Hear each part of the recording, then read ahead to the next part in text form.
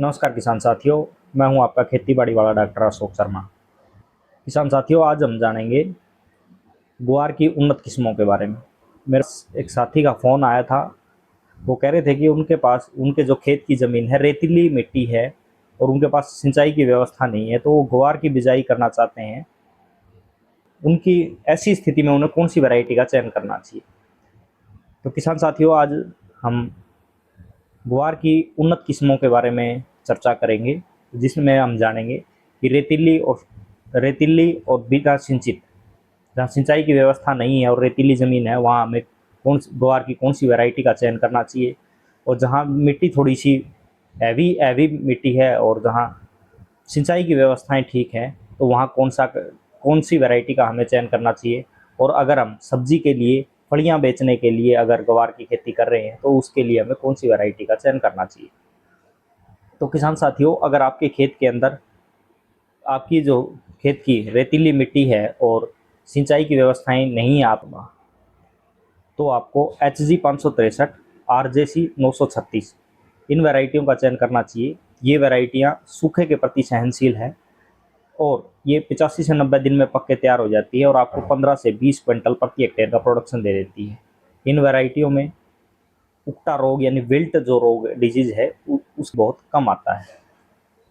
अगर आपके खेत के अंदर की मिट्टी थोड़ी सी बारी है और आपके पास सिंचाई की व्यवस्थाएं हैं, तो आप HG 2-20, RJC 1033 और कर्ण गुआर 14, इन 3 वैरायटियों में से किसी भी एक वैरायटी का चयन कर सकते हैं। ये 95 से 100 दिन में पक के तैयार हो जाती है और आपको 15 से 20 क्विंटल प्रति हेक्टेयर का जो है प्रोडक्शन दे देती है।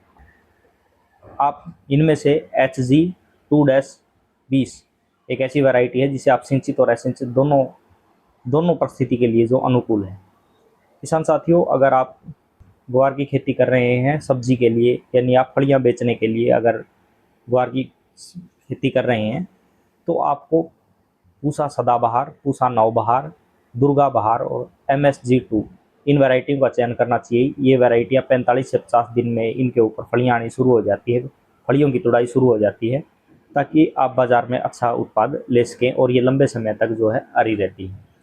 तो किसान साथियों, अपने अपने खेत की और वातावरण की स्थिति के हिसाब से आप वैरायटी का चयन करें। एक सबसे बड़ा कंसर्न है, जो मैंने ये वैरायटियाँ बताई हैं, कई किसान साथियों के मैसेज आते हैं कि इनका बीज कहाँ मिलेगा। तो इन वैरायटियों के बीज के लिए आपको अपने नज़दीकी कृषि विज्ञान केंद्र, कृषि विश्वविद्यालय, NSC के जो सेल काउंटर होते हैं, या आपके स्टेट की जो बीज निगम हैं, संस्थाएं हैं, राज्य के जो संस्थाएं हैं, उनमें आपको इनका बीज मिल जाएगा। इसके अलावा आप पैक्स के ऊपर भी, जो इफ्को के सेंटर होते हैं, पैक्स के ऊपर भी इनका बीज मिल जाता है। किसान साथियों, आप ये वीडियो कहाँ से देख रहे हैं और आप किस फसल की खेती करते हैं, अगर आप मुझे आपकी जगह, आपके एरिया के लिए रिकमेंड की गई वैरायटी बता दूंगा, आप ताकि आप जो वैरायटी का चयन करके अच्छा उत्पादन प्राप्त कर सकें। बहुत बहुत धन्यवाद।